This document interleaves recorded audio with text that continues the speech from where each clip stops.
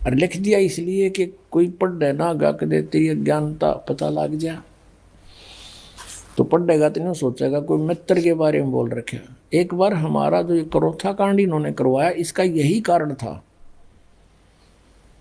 दास ने यही जो स्टेटमेंट आज आपको बता रहा है समाचार पत्रों में निकाल दी, और आर्य समाज के आचार्यों को पता लग गया कि तुम्हारा रोजगार गया।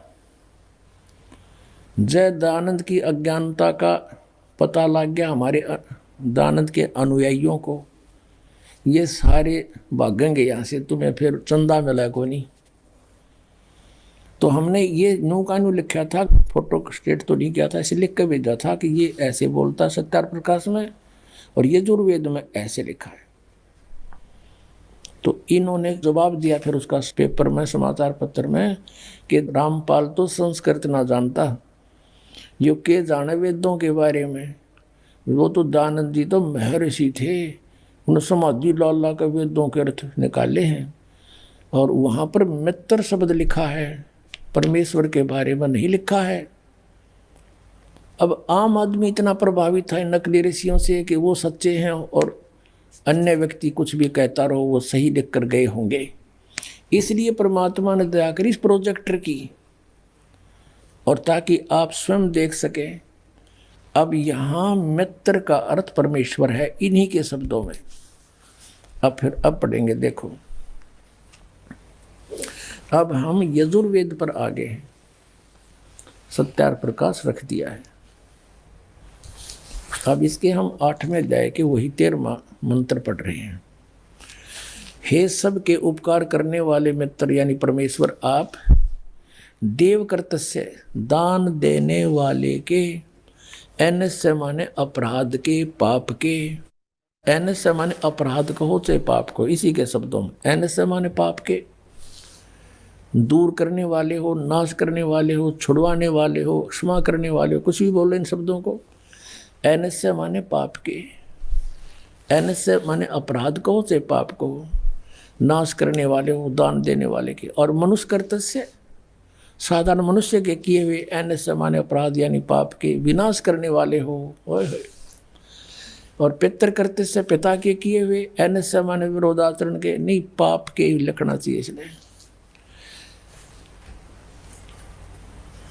अच्छी तरह हरने वाले हो यानी दूर करने वाले हो, अपने किए हुए पाप के दूर करने वाले हो। एनस्य एनस्य अधर्म के अधर्म यानी पाप के पाप, घोर पाप के नाश करने हारे हो। विद्वान यानी जानता हुआ मैं जो कुछ भी अधर्म आचरण किया करता हूँ वह करूँ, अनजान में जो कुछ भी किया करता हूँ वह करूँ, उस सब एनस्य माने पाप के दूर करने वाले हो। युद्ध परमात्मा के तनु का है वेद ज्ञान दाता कि वो परम अक्षर ब्रह्म है, वो घोर पाप का भी नाश कर देता है, घोर पाप के, और जो कुछ भी करता हूँ या करूँ उसको भी पाप नाश कर देता है। और ये कहते हैं पाप नाश भगवान नहीं कर सकता। तो अब क्या सिद्ध हुआ कि वेद ज्ञान सच्चा है, इसको सभी मानते हैं, और वेदों में परमात्मा की महिमा है, परमात्मा की जो गुण लिखे हैं वेदों में, और इसके विपरीत जिसका अपना अनुभव कुछ भी है वह वेद विरुद्ध है, वो झूठा है। तो सत्यार्थ प्रकाश ये झूठार्थ प्रकाश सिद्ध हो गया, इति सिद्ध। अब पुण्यात्माओं, परमेश्वर स्वयं आते हैं यथार्थ ज्ञान देने के लिए। उस तत्व ज्ञान को, अपनी महिमा को परमात्मा स्वयं ही बताते हैं। और इस काल भगवान ने इन सब की बुद्धि अपने हाथ में ले रखी है। जैसे गीता जी अध्याय नंबर 7 के श्लोक नंबर 8, 9, 10 में कहता है ये कि अर्जुन बुद्धिमानों की बुद्धि, बलवानों का बल मेरे हाथ में है। अब जैसे जब चाहे इनकी बुद्धि ऑफ कर दूं, जब चाहे इनकी ताकत खत्म कर दूं, जब चाहे दे दूं, जैसे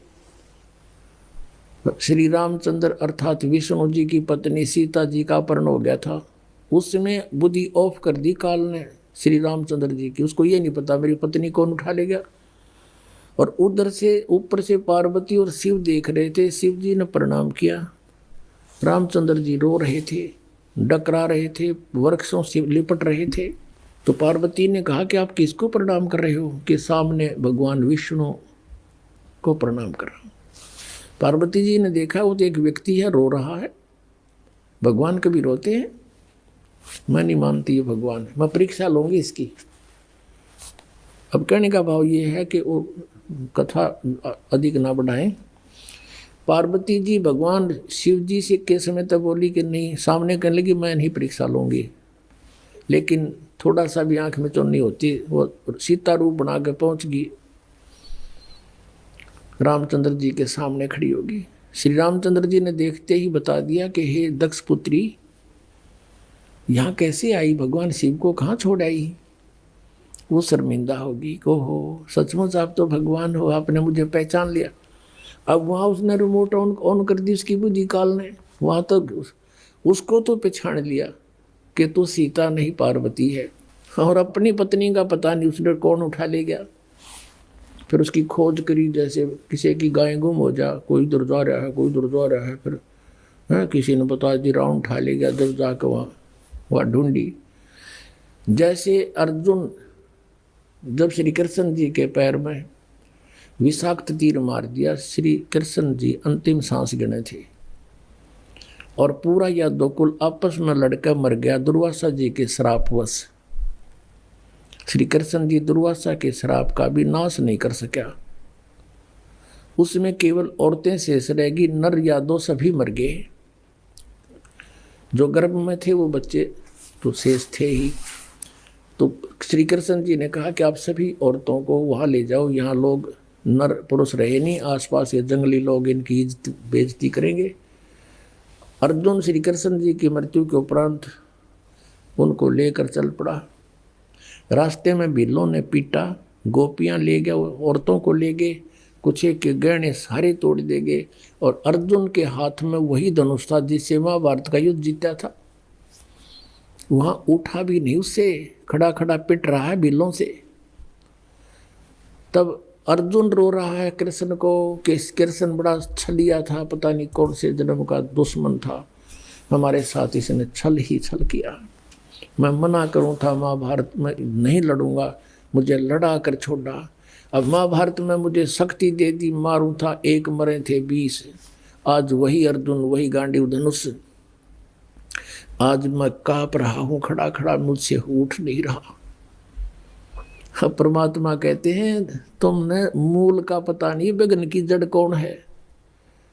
श्री कृष्ण छलिया नहीं था, ये तो यू काल ब्रह्म, इसके हाथ में रिमोट है सबका। तो यहाँ परमात्मा कहते हैं ये जितने भी ऋषि महर्षि वर्तमान के मंडलेश्वर पाकरे और सतलों की महिमा गावे, इनकी बुद्धि ऑफ कर रखी सबने काल भगवान ने। अब ये देखे ऋषि वेद बताते हैं भगवान गौर पाप भी काट दे, दान करने से पाप कटे। और प्रतिदिन के करे हुए कर्मों का भी डेली नाश होता है इस भक्ति के करने से। जैसे साबुन कपड़े का मैल लग गया, साबुन लाया साफ हो गया।